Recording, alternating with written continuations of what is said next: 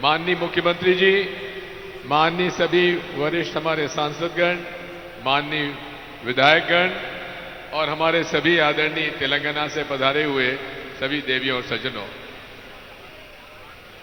Congress party का क्या नारा है? जिसकी जितनी संख्या भारी उतनी उसकी, यही हमारा संकल्प है। इस देश में गरीबों की लड़ाई उस समाजवादी विचारधारा के लोगों ने लड़ी है जो लोग गरीब का दर्द समझते हैं और उन लोगों का दर्द समझते हैं जिन्होंने उत्पीड़न सहा है।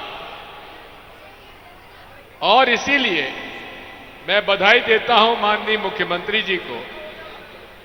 इन्होंने देश में जिस प्रकार से पहली बार कास्ट बेस्ड सर्वे किया है, बहुत ही साइंटिफिक ढंग से, कई मापदंड के साथ, इसके बाद कोई नहीं कह सकता कि ये सर्वे सही नहीं है।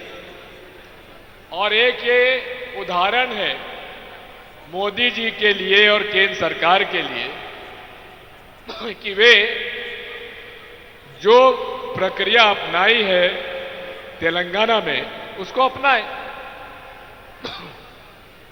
देखिए, रेवंत रेड्डी जी भी अपर कास्ट के हैं, मैं भी अपर कास्ट का हूं, लेकिन मैंने जब मैं मुख्यमंत्री था 93 to 2003, तो मैंने भी मध्य प्रदेश में ओबीसी का रिजर्वेशन 27% करने के लिए मैंने विधानसभा का प्रस्ताव पूरा कराया।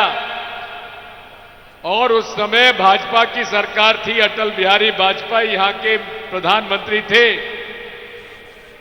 लेकिन 2 साल तक हमारा प्रस्ताव माननीय राष्ट्रपति जी ने स्वीकार नहीं किया और वही अब यहां पे हो रहा है। इन्होंने बड़े अच्छे ढंग से 2 प्रस्ताव पास कराए, एक राजनीतिक यानी कि पंचायत और नगरपालिका, और दूसरा शिक्षा और रोजगार। और उसके पीछे क्या कारण है? अनुसूचित जाति को जितनी उसका संख्या है उसका 100% उनको आरक्षण मिल रहा है। जो अनुसूचित जनजाति का है उनको 100% आरक्षण मिल रहा है, लेकिन और इसी के साथ हमारा जो वर्ग है नॉन रिजर्व कैटेगरी, जिसमें रेवंत भी आते हैं, दिग्विजय सिंह भी आते हैं, उसकी पॉपुलेशन 10%, लेकिन ईडब्ल्यूएस में हम लोग 9.5% ले रहे हैं। तो ये तो थोड़ा सा अन्याय तो है। और इसीलिए हमारा जो प्रस्ताव है वो बड़ा साफ है। 23% आरक्षण हमारे पिछड़ा वर्ग को मिल रहा है, और उसमें वो पिछड़े भी आ जाते हैं जो दूसरे धर्म के हैं, जिसमें मुस्लिम समाज भी है, उनको उसमें से लाभ मिल रहा है। लेकिन कुछ वर्ग ऐसे भी हैं जो अनेक धर्म के हैं लेकिन जनरल कैटेगरी में हैं, उनको अभी 9.5% मिल रहा है।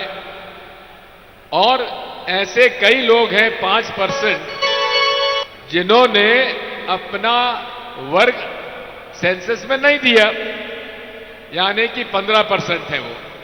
तो इसलिए उनको जितना प्रतिशत मिल रहा है उतना ही पिछड़ा वर्ग को भी मिलना चाहिए। ये हमारा आर्ग्यूमेंट है, इसमें किसी को आपत्ति नहीं होना चाहिए।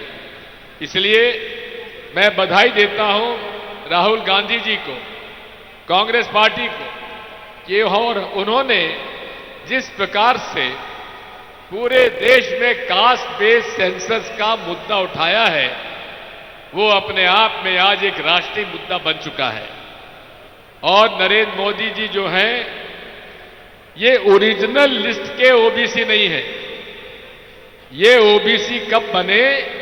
जब इनके मुख्यमंत्री काल में इन्होंने अपने जात को भी ओबीसी बना लिया, तब नरेंद्र मोदी जी उसमें ओबीसी में आए, नहीं तो नहीं आते थे। इसलिए साथियों, हमारे बीच में धर्मेंद्र यादव जी हमारे समाजवादी पार्टी के लोग हैं, नेता है। इन्होंने, हमारे नेताजी मुलायम सिंह जी ने तो जीवन भर पिछड़ा वर्गों की लड़ाई लड़ी, और आज मुझे इस बात की प्रसन्नता है कि जितने यहां सांसद बैठे हैं उनमें सभी राजनीतिक दल के लोग हैं, केवल भारतीय जनता पार्टी और एनडीए को छोड़ के बाकी हम सब साथ हैं। तो आज राष्ट्रीय मुद्दा है, राष्ट्रीय मुद्दे को पालन कराने की जवाबदारी हम लोगों की सबकी है, और हम आखिरी दम तक इसको लागू कराने के लिए लड़ाई लड़ने के लिए तैयार है। आप सब लोग तैयार हैं कि नहीं है? जब तैयार है तो चलिए मैदान में, जहां जरूरत पड़े हम सब आपके साथ हैं। बहुत बहुत धन्यवाद और बहुत बधाई।